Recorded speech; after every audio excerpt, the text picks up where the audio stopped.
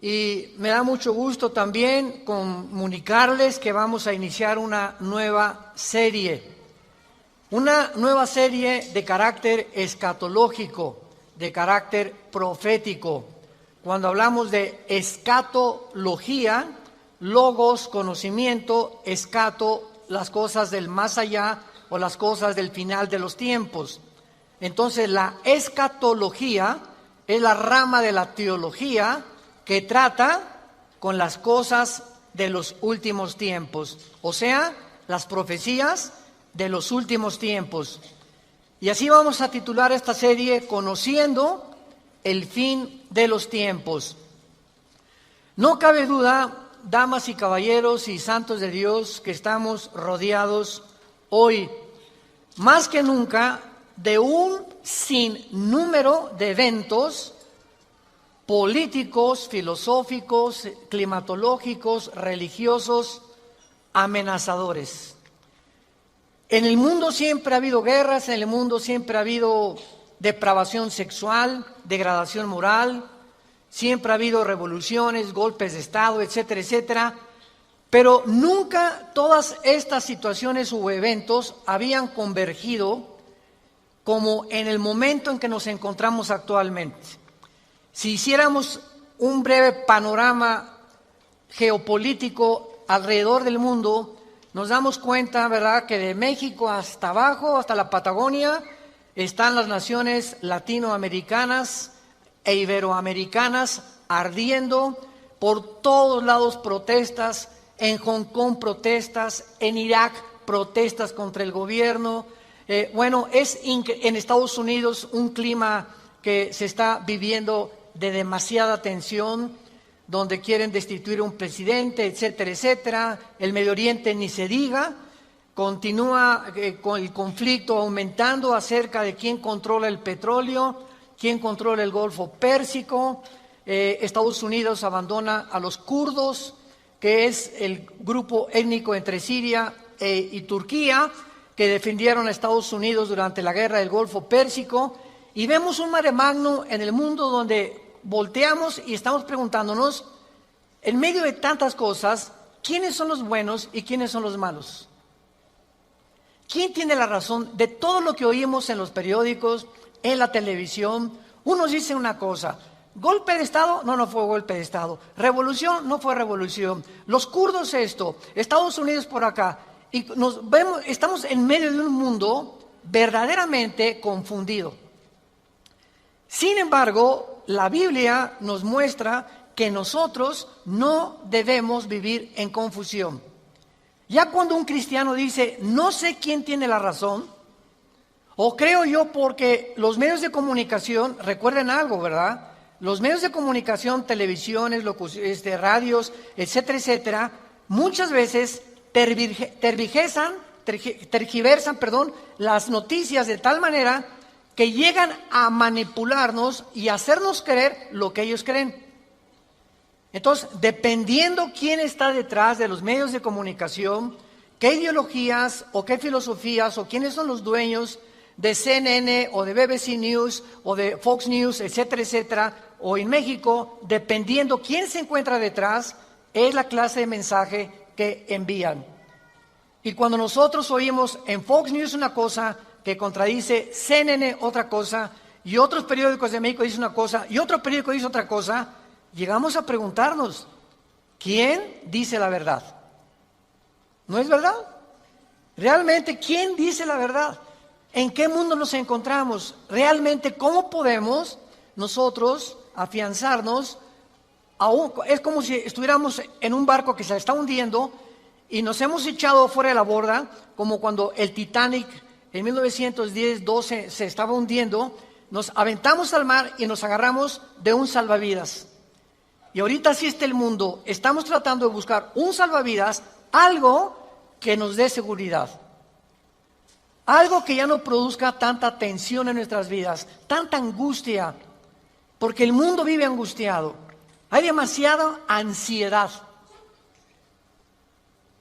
La enfermedad número 1 que la Clínica Mayo en Rochester y el Hospital Hopkins en Estados Unidos, que son las dos clínicas médicas más respetadas que hay en el mundo en cuanto a evaluaciones y a sugerencias médicas, coincidieron hace algunos años en que el factor común denominador o la causa número 1, escúcheme con mucho cuidado, este es un dato que viene de clínicas médicas, no cristianas, la causa número 1 de las enfermedades mentales y físicas del ser humano en el siglo XXI es el estrés. El estrés es un estado de angustia, un estado de tensión, de ansiedad interna que no te deja vivir y que te hace que estés enojado contra el gobierno, enojado con tu papá, con tus hijos, etcétera, etcétera. Ves a toda la gente con recelo, no confías de nadie, te vuelves amargado, te vuelves amargada. Y es el estado interno al que el ser humano está llegando porque hay demasiados conflictos en el mundo, demasiadas noticias. Estamos oyendo con el iPhone qué pasó en Irak, qué pasó en el Medio Oriente, qué pasó por acá, mis amigos, mis amigas, y llega un momento en que el ser humano ya no tiene paz. Ayer en el Congreso de Pastores que tuvimos en México, llegaron una familia a consultarme. Él es pastor, su esposa lo acompaña hace mucho tiempo, y me dice: Armando, quiero decirte una cosa.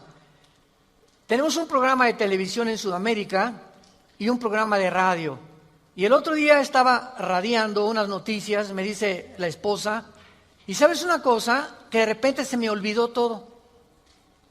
Entré en un estado de amnesia en el que ya no sabía ni quién era yo. Algo me pasó en las neuronas de mi cerebro que se me fueron todas las ideas. Y duré como 1 o 2 días, mi esposo asustadísimo, ¿qué me habrá pasado? No fue un golpe, no tuve un trauma, y se me fueron todas las ideas. Inmediatamente le contesté y le dije: eres una mujer demasiado estresada. Y hay una autora inglesa que les recomiendo, ahorita mi esposa está devorando todos sus libros, que se llama Carolina Leaf, L-E-A-F, Leaf. Esta autora inglesa es neuróloga, pero es cristiana, y está haciendo los últimos descubrimientos del cerebro, de las neuronas, de la manera como afecta el estrés. Y en ese momento, cuando tú estás demasiado estresado y tienes demasiadas presiones, y los niños, y el esposo, y el falta de trabajo, y el buen fin, o lo que tú quieras mencionar, algo le pasa. Las neuronas son interconexiones eléctricas que tenemos, pero millones de células dentro del cerebro, y un solo alambrito por la presión mental, por falta de vacaciones o de que no aprendes a relajar tu mente, etcétera, etcétera, provoca amnesia, provoca enfermedades mentales y puedes llegar inclusive a la locura. Esto es impresionante, porque es como un árbol lo que tenemos aquí adentro. Y ella está descubriendo que cuando tienes pensamientos negativos, las neuronas se unen más rápido. Esto es increíble porque así nos diseñó Dios. Y cuando tenemos pensamientos negativos, las neuronas comienzan a tratar de desconectarse y vienen zonas negras en el cerebro que te impiden pensar coherente y lógicamente. Qué interesante que Filipenses 4:8 diga en la Biblia: en esto pensar todo lo que es bueno, todo lo que es justo, todo lo que es buen hombre, ocupa tu mente pensando cosas positivas. Porque la gente que está continuamente pensando el mal, o qué mal hacer, o estar negando a Dios en su mente, algo afecta las neuronas del cerebro científicamente. Y cuando venimos a la Biblia nos damos cuenta, ¿verdad?, que se están derrumbando todas las ideologías. El comunismo ya no es el comunismo, porque el comunismo que yo practiqué, por ejemplo, ustedes muchos saben que antes de que yo fuera cristiano, fui comunista, fui ateo. A los 12 años me decepcioné de la religión que nos inculcaron y llegué a negar a Dios. Las religiones son un engaño, todas quieren explotar a la gente. Estos eran mis pensamientos. Tenía el Che Guevara arriba de mi cuarto con un póster inmenso de él, y Marx y Engels y Lenin, etcétera, etcétera. Y para mí ese era mi mundo y era lo que yo creía era la respuesta, un sistema ideológico para poder cambiar la sociedad. Sin embargo, cuando descubrí, ¿verdad?, que este sistema era completamente contradictorio, como se demostró en 1990, que cayó el comunismo en Europa, cuando Mikhail Gorbachev confesó que era una ideología. Para que seas comunista, número 1, tienes que ser ateo. Escúchame con mucho cuidado. Número 2, tienes que ser darwiniano. O sea, tienes que creer que al morir no hay nada. Que vas a la tierra y que no hay Dios y ahí acabó. No hay otra vida, no hay mundo espiritual, no hay ninguna otra dimensión. Número 3, tienes que ser humanista, no humanitario, humanista. O sea, tienes que creer que el hombre tiene las respuestas para sus problemas. Ese es el humanismo.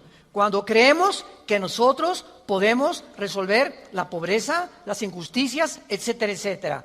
Que es la historia del fracaso de la Liga de las Naciones Unidas, la OTAN, la OEA, llámale como quieras. El hombre es incapaz de resolver los problemas que van más allá de nuestra capacidad para resolverlos. Ese es el humanismo.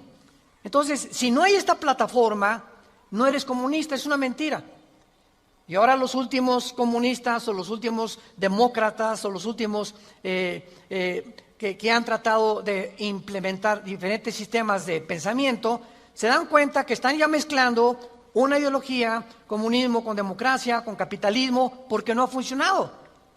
Porque es la confusión a la que hemos llegado. Y como dijo Don Teofilito, en México ni lo podremos alcanzar jamás. Porque no hay ningún sistema de gobierno perfecto.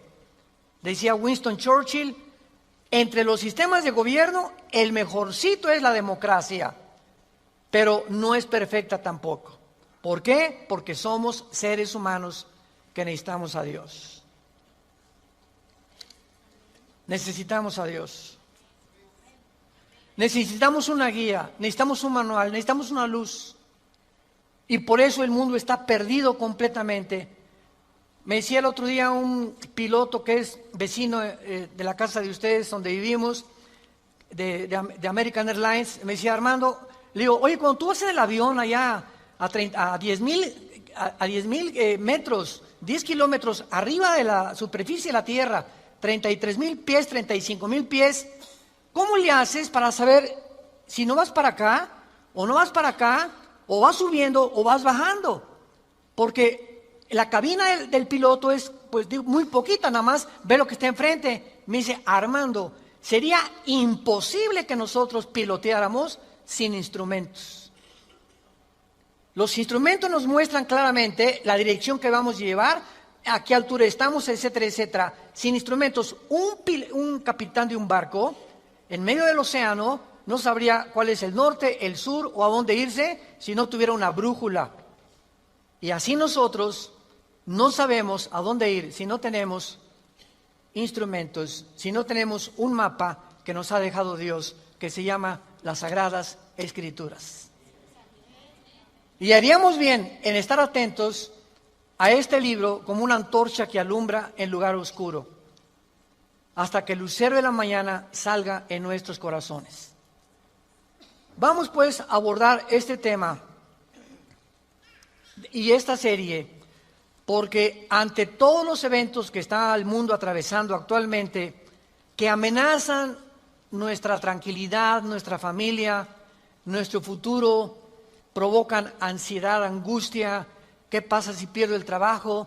¿Qué pasa si el peso pierde más valor ante el dólar? Si cae el petróleo, si viene un gobierno en México, o si viene una guerra nuclear. Todas estas cosas producen ansiedad, producen incertidumbre, producen intranquilidad. Y Dios no quiere que vivamos así. Dios quiere que en medio de este mundo tengamos una esperanza, tengamos una seguridad de que las cosas van a mejorar. Que lo mejor de nosotros está por delante. Y que aunque el mundo sea cubierto de tinieblas, en nosotros debe haber luz. Porque somos la familia de Dios. Que dio a su Hijo en una cruz hace 2000 años para que pudiéramos comprender el mensaje del Evangelio, de las buenas noticias, de la gracia de Dios en su Hijo Jesucristo. Podemos saber exactamente, y este es el tema que vamos a abordar en toda esta serie, podemos en la Biblia encontrar datos, información que nos digan en qué tiempo de la historia nos encontramos. ¿Podríamos realmente decir con seguridad nos encontramos a 10 años de que Cristo venga, o a 5 años de que Cristo venga, o nos encontramos al borde de un caos nuclear, o estamos en la orillita de la autodestrucción del ser humano? Esta información se encuentra en este libro, porque cuando comienzas a escudriñar este libro y nos comenzamos a ver que Dios nos comienza a despejar incógnitas y los velos negros que nos impiden ver hacia adelante comienzan a ser quitados por la luz del Espíritu de Dios, comenzamos a caminar con confianza en la vida. Si yo estoy en una cueva oscura, yo no sé si dar un paso por acá porque no veo, está tan oscuro que a lo mejor está ahí un murciélago o una roca o algo, pero si alguien me da una lámpara, ¿qué hace la lámpara? Inmediatamente me alumbra 4, 5, 10 metros hacia adelante, y con esa lámpara puedo caminar con confianza porque voy viendo dónde voy pisando, ¿correcto? Bueno, así es exactamente en el mundo espiritual. El mundo ahorita no tiene lámpara, están así. ¿Será melón? ¿Será sandía? ¿Será, ya sabes quién? Por aquí, por allá, ¿y para dónde? Esto, ¿tendrá razón ellos? ¿Tendrá razón estos? ¿Tendrá razón este gobernante? Por acá, y así está el mundo.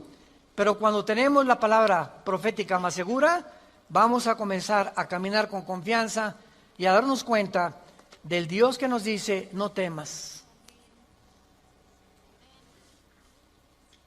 No temas, estoy contigo, nunca te dejaré, nunca te voy a abandonar. Estaré contigo todos los días hasta el fin del mundo. Y aunque se cierren los cielos aparentemente y la oscuridad, la tierra, esté cubierta de ella, mientras más oscuro, las estrellas se ven mejor.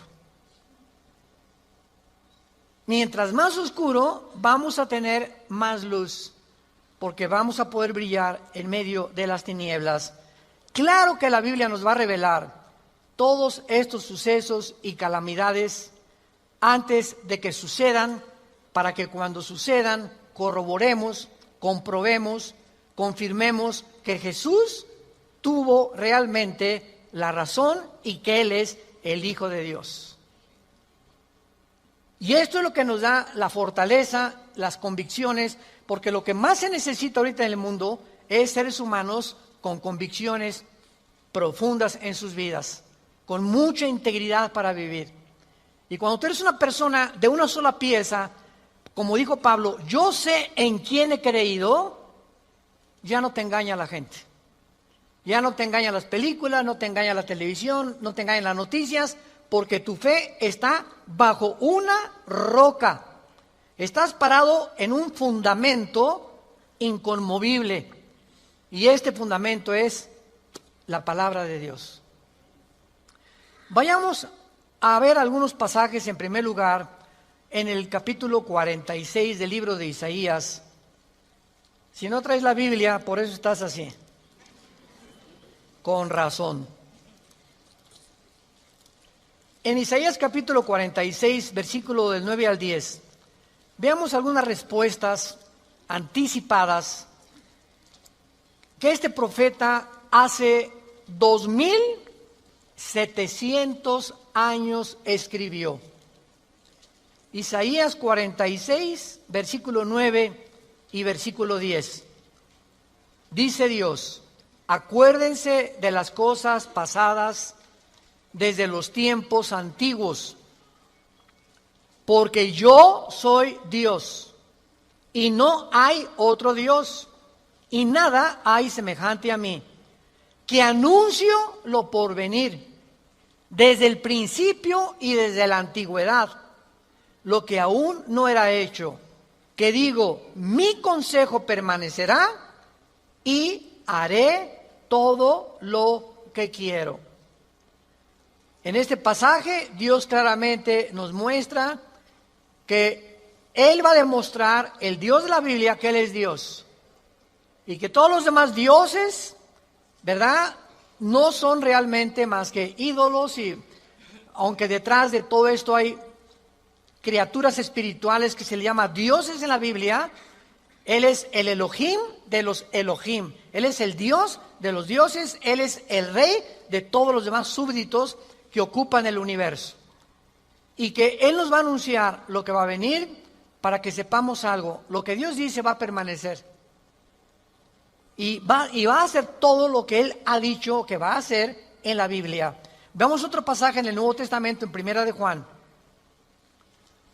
Antes del Apocalipsis está Primera de Juan, para que no andes por el Éxodo.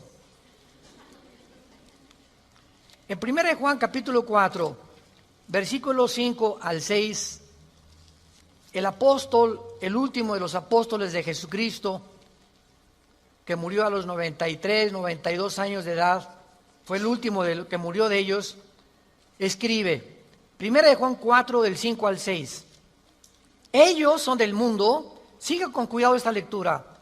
Ellos son del mundo, por eso hablan del mundo. Y el mundo los oye. Nosotros somos de Dios. El que conoce a Dios nos oye.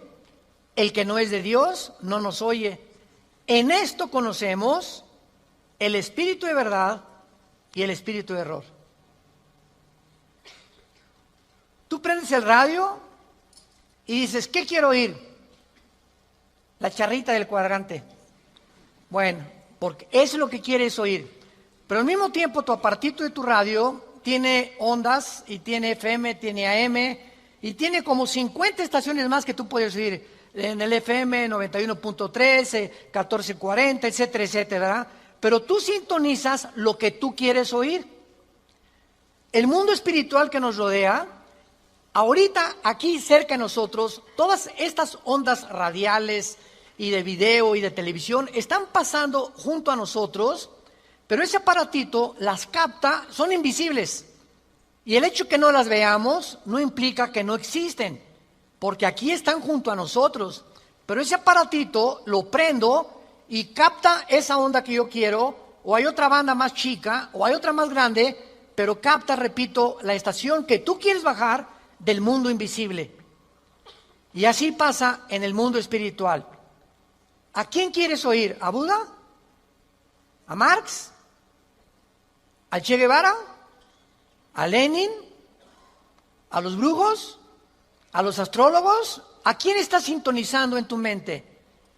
Ellos son del mundo. Si tú eres del mundo, vas a oír a los líderes del mundo, a los religiosos, a los brujos, a los que te han prometido que tienen alguna verdad. Y por eso tu vida está como está. Pero si tú quieres sintonizar la frecuencia de Cristo, entona a Cristo en la Biblia. Entonces, por la forma y a quienes oímos, podemos confirmar si somos o no somos hijos de Dios. El que es de Dios, oye a Jesús. Mis ovejas, Juan 10, oyen mi voz y me siguen. Y yo les doy la vida eterna. Y no oirán la voz del falso pastor. Y aquí se trata de tu destino eterno, de tu familia, de tu matrimonio, de tus hijos. Tienes que aprender a discernir la voz de Jesús. En medio de tantas voces en la televisión, en los programas, en los radios, en libros que hay que nos rodean por todos lados, ¿a quién estás oyendo? ¿A quién estás leyendo? ¿Qué tipo de lectura tienes? ¿Qué tipo de actividades tienes para saber si tú eres y tienes el espíritu de verdad o tienes el espíritu de error? Muy bien. En la Biblia tenemos tres principales fuentes de información de las profecías bíblicas. Esto es bien importante. Hay tres fuentes de información en la Biblia, que vamos rápidamente a verlas, que nos muestran la fase final de la historia humana en tres pasajes de la Biblia y que nos vienen realmente a confirmar en qué época nos encontramos. Estas tres son, en primer lugar, el Sermón del Monte de Jesús, que se encuentra en Mateo 24, Marcos 13 y Lucas 21. ¿Cuál es el Sermón del Monte? Cuando los discípulos se acercaron a Jesús, dinos, ¿cuándo será la señal del fin del mundo? ¿Cuándo serán estas cosas y cuándo será la señal de que tú vas a regresar? Y ahí Cristo comienza a enumerar una serie de eventos y señales. Habrá guerras, falsos profetas, muchos van a ser engañados, pestes, terremotos, y será el principio de los dolores. La segunda fuente de información se encuentra en Primera de Tesalonicenses, capítulo 4, del 3 al capítulo 5, versículo 4. Esta revelación la compartió el apóstol Pablo de los últimos tiempos. Y la tercera revelación acerca de los últimos tiempos la encontramos en el libro del Apocalipsis, del capítulo 5 al capítulo 19. En estos capítulos se encuentra claramente todo lo que la planeta Tierra y la humanidad va a atravesar. Ahora, muy bien, cuando estudiamos estos pasajes, podemos concluir que efectivamente vendrán tiempos difíciles al mundo, sorpresivos y amenazadores, que es de lo que hemos estado hablando en los últimos 10, 15 minutos. Nadie puede negar que vivimos en un mundo conflictivo, amenazador, que ha llenado al mundo, a los seres humanos, de ansiedad, de intranquilidad, de falta de paz, de suicidios, de mejor me quito la vida, o me emborracho, o me drogo. ¿Por qué los jóvenes se drogan? Pues porque es una forma de evadir la realidad. La realidad para muchos jóvenes es tan negro y tan negro lo que se ve en el mundo que ya no quieren o no creen que pueden atravesar esa cortina oscura, no creen que hay una luz detrás y se enfrentan a un mundo que parece que se los está comiendo, tragando, y prefieren salir de este mundo. Los que se drogan, ¿por qué se drogan? Los que se emborrachan, ¿por qué se emborrachan? Porque la realidad es tan cruda que no la quieren enfrentar en sus 5 sentidos. Entonces, detrás de cada persona drogadicta, alcohólica, etcétera, etcétera, se encuentra un conflicto interno espiritual. Porque como en el área forense, cuando tú estudias, yo recuerdo que hubo una época en mi vida que comencé a estudiar criminología, dactiloscopía y balística. Quería ser detective, imagínense. Siempre me ha gustado la investigación. Y me dio unos meses por meterme y compré libros, etcétera, etcétera. Y siempre cuando en esa área te involucras, los detectives o los investigadores siempre están buscando el motivo por el cual alguien le quitó la vida a la otra persona. Porque siempre hay un motivo del que cometió fraude. El motivo de por qué mató a su mamá. El motivo por qué abandonó a su esposa. Siempre detrás de cada acción hay un motivo. Y cuando descubrimos el motivo, nos ayuda a poder tener una pieza del rompecabezas más clara para poder averiguar o decidir quién fue el asesino o quién fue el ladrón o quién se encuentra detrás de eso.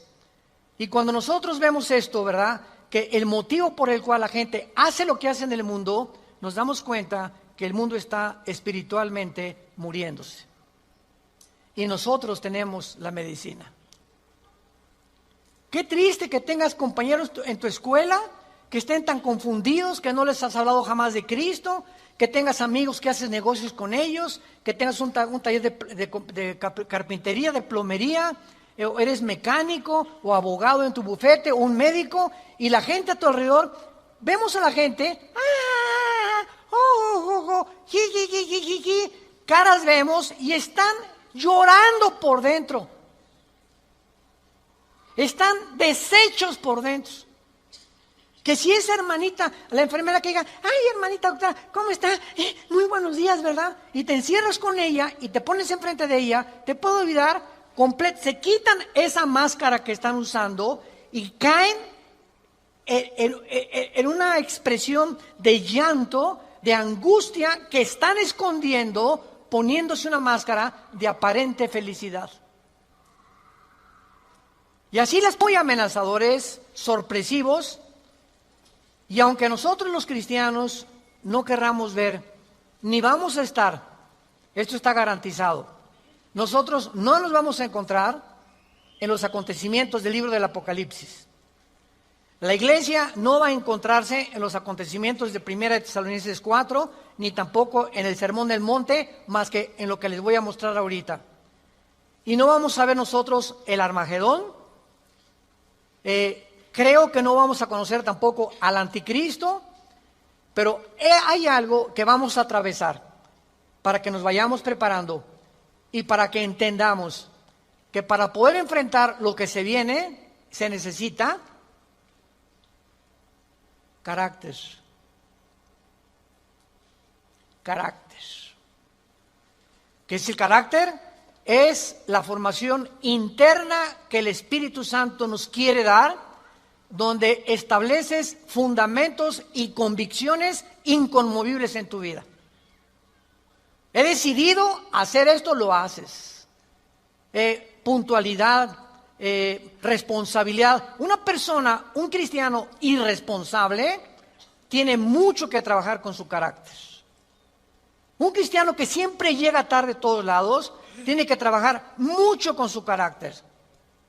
Decía hace algunos años, cuando Henry Ford hizo el primer carro modelo T, 1904, corría como 25 kilómetros por hora, su hijo Henry Ford II tomó la Ford Motor Company, la compañía de carros Ford en Estados Unidos, que fue la que más comenzó a vender carros a principios del siglo XX, y este hombre llegaba a la compañía de Ford y ponía al jefe de la planta, al jefe de la administración, al jefe de la supervisión, ponía a líderes en cada departamento. Y él llegaba cada 2 o 3 meses, y si ese líder no hacía que funcionara la planta que él le había dado, lo corría. Dice, un líder, decía Henry Ford II, es la persona que hace que las cosas sucedan.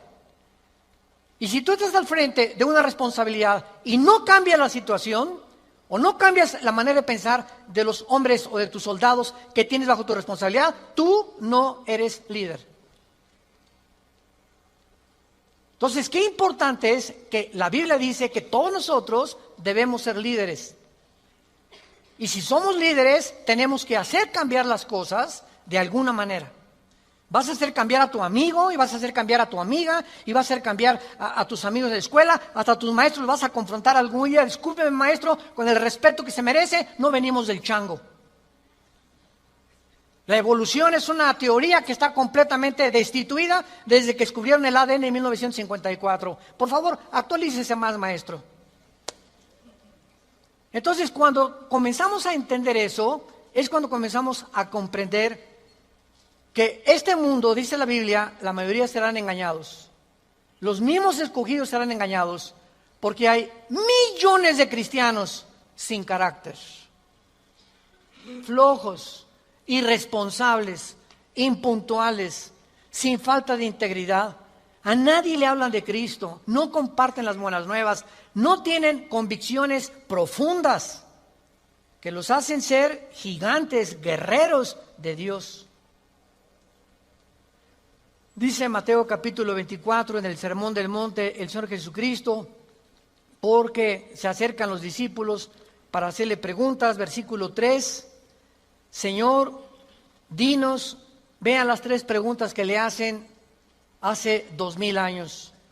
1, ¿cuándo serán estas cosas? Querían saber el tiempo los discípulos. 2, ¿qué señal habrá de tu venida? O sea, ¿habrá alguna señal que podamos percibir de que tú ya vienes al mundo? Y 3, pero lo que me interesa compartirles es el versículo 6 en adelante, que es lo que nos atañe a la generación que estamos viviendo. Oirán de guerras y rumores de guerras. Miren que no se turben, porque es necesario que todo esto acontezca, pero aún no es el fin. Porque se levantará nación contra nación y reino contra reino, y habrá pestes y hambres y terremotos en diferentes lugares. Muy bien, si leemos solamente el versículo 6, oirán de guerras y rumores de guerras, toda la historia han sido esto, ¿no es verdad? Desde que Caín asesinó a Abel, desde que Caín asesinó a su hermano Abel, toda la historia, de acuerdo, lo quieres apuntar, al Instituto para la Investigación para la Paz, en Suecia, Estocolmo, dictaminaron que de los 6,000 años aproximadamente de historia que tenemos, de 6,000 años, solamente ha habido 25 años de paz. La historia humana es una historia de guerras, guerras, guerras, guerras, guerras, guerras. En 6,000 años, 25 años de paz. O sea, siempre ha habido conflictos, revoluciones, golpes de Estado. Es la historia de nosotros. Pero entonces ahí podríamos quedar confundidos. Oye, Señor, ¿de qué estás hablando? Siempre ha habido guerras. Versículo 7, Él lo explica. Porque se levantará nación contra nación y reino contra reino.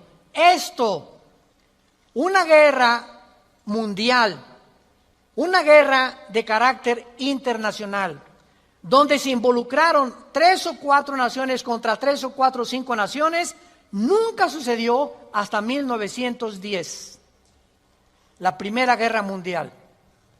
Ahí fue la primera vez en la historia que sucede una guerra de carácter internacional a través de toda la historia. Y casi 30 años después, la Segunda Guerra Mundial.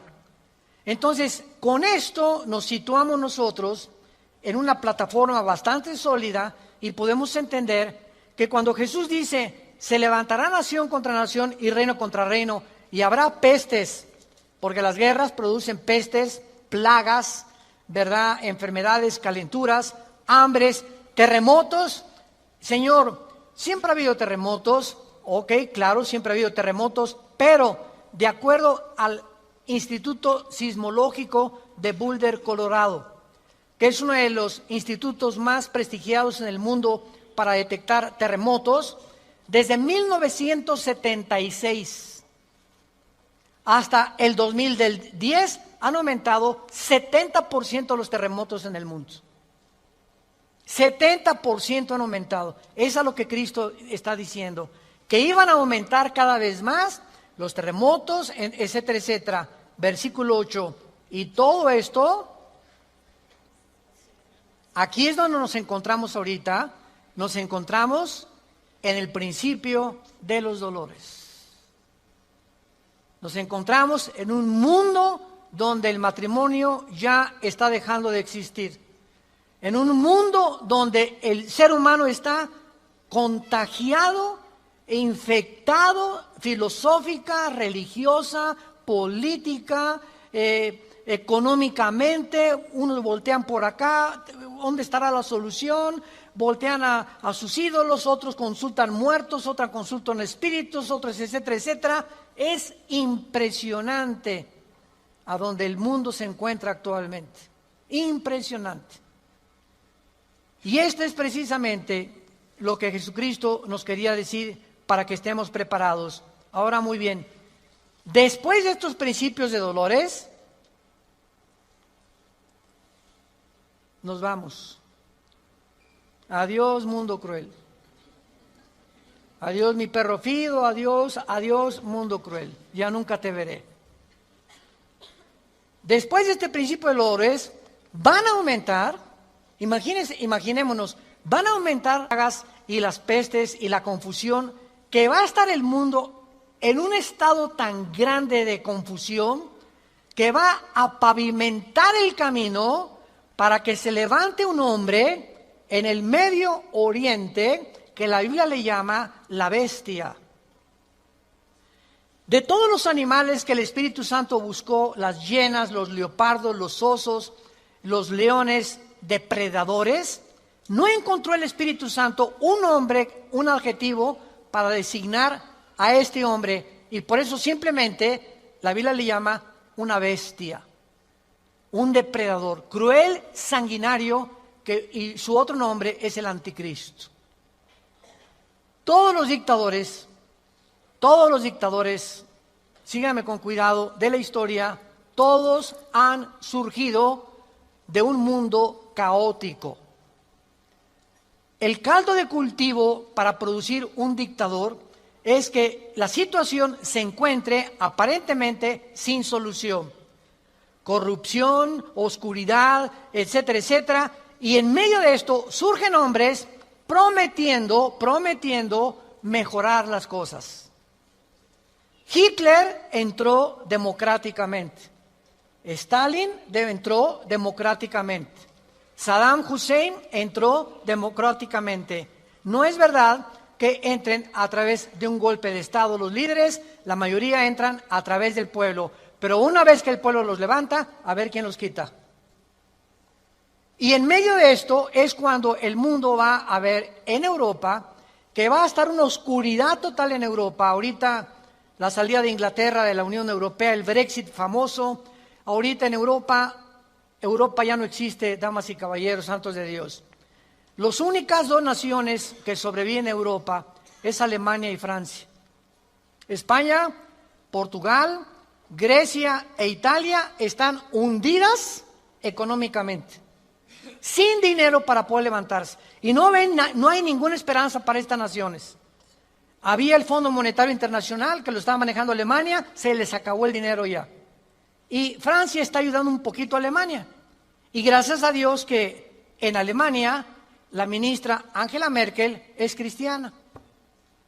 En todo el mundo es la única líder que sus padres fueron pastores y ella dijo en enero de este año, Europa tiene que regresar a Dios. Entonces, Alemania está sobreviviendo, Inglaterra se está yendo sin los impuestos que le pagan las naciones a la Comunidad Europea o a la Unión Europea. Ya no va a haber forma de sostener una Unión Europea, que era el sueño de los europeos después de la Segunda Guerra Mundial. Y está el campo preparado para que surja el hombre, la bestia, el anticristo, el hijo de perdición, que la Biblia profetiza que se va a levantar y va a traer soluciones al mundo, va a resolver problemas de la pobreza, de la economía, de la política, ideologías, y el mundo se va a asombrar porque este hombre no va a ser un hombre normal. Va a ser un hombre poseído por un principado satánico. Lo hemos visto en otras conferencias en el libro del Apocalipsis, ya no nos da tiempo para eso. Pero va a ser un hombre que va a hacer milagros sobrenaturales. Y va a tener a un compadre que en Apocalipsis 13 se le llama el falso profeta, que va a ser, fíjense, un líder religioso unido a un líder político. El líder político, el anticristo, va a usar a un líder religioso para que el líder religioso convenza al mundo de ponerse la marca el 666. Y cuando el líder religioso convenza al mundo y haga milagros, este líder religioso, el anticristo lo va a matar. Y va a deshacer la ciudad de donde salga el líder religioso, y el anticristo, a la mitad de los 3 años y medio, va a proclamarse. Segunda de Tesalonicenses capítulo 2, del 3 al 4, se va a proclamar que Él es Dios. Va a entrar al templo judío, va a violar el templo judío y va a hacer que el mundo lo adore como Dios. Pero, ¿será eso posible? ¿Que pueda llegar la humanidad a tal grado de adorar a un hombre como Dios? La historia nos enseña que el hombre no aprende de la historia. ¿Se acuerdan de esa frase? Y el que no conoce, entonces, Calígula mata a su familia. Nerón tenía de amante a un niño de 10 años.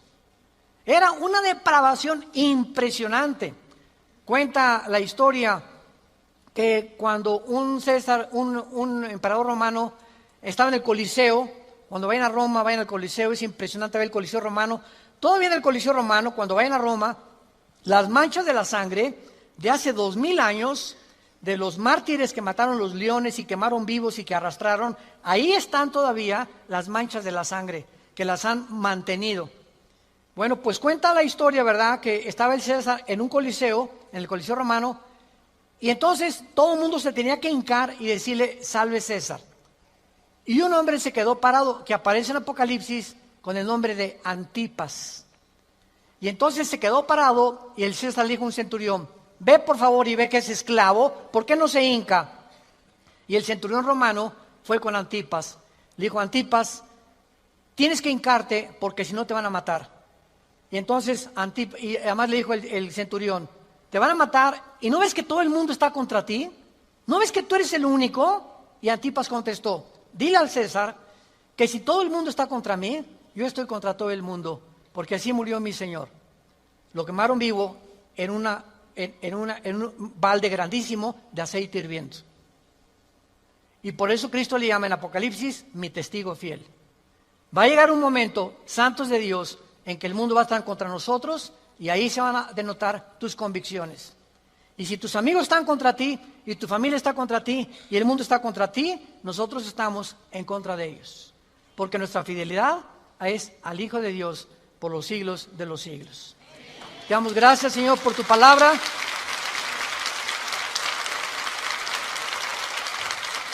Bendito sea el nombre del Hijo de Dios, que nos ha hecho renacer su Padre para una esperanza viva por medio de su resurrección de entre los muertos, para que tengamos una esperanza que no puede morir en nuestro corazón y permanezcamos fieles a esta esperanza a la que todos hemos sido llamados.